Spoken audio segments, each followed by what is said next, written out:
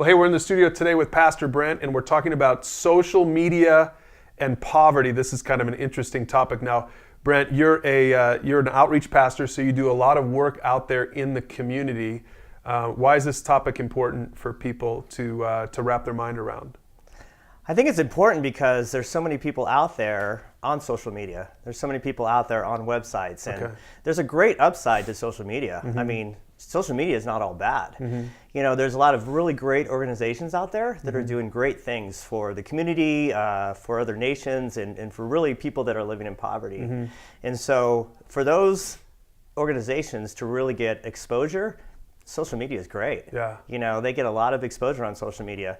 They're able to raise a lot of money on social media. There's a lot of great examples of incredible just people being very generous, you know, when they find more about an organization. So then what's the downside? Because some people might know what you just said, you know, they've given on Facebook or whatever to an organization. Well, what should people be aware about? What's the downside of it? I think the downside of it is people get too passive when they find out about something on social media. You know, they think if all they have to do to support something is, you know, copy and paste a link on their Facebook page or something else, or maybe, you know, send emails to people. And so that's good, but it's not good if it ends there. You know, and so people get very passive about supporting a cause and think they did their thing. You know, they made their impact by passing on a link or passing on a story or an article. Which is good, but it just shouldn't end there. So I'll give you an example of this. We run an outreach center, and there's a lot of people that say, "Oh, I want to come and I want to help." And we also have a thrift store that we sew clothes at a very cheap price to people in the community. Well, what happens is about 90% of the people that say they want to help, basically what they mean is they want to drop off clothes and not really get involved. And so the downside of social media is I think it really exposes a lot, but also people are not, or feel like they can get involved, but it kind of ends with not really getting involved. It's like caring about the poor, making yourself look good on social media that you are a caring person, but really not taking an extra step to actually physically get involved with your time or with your effort. You know, the Bible, it makes me think of that place in Scripture where God says, you worship me with your lips, but your hearts are far from me. Maybe in this case, you worship me on Facebook, with your Facebook feed.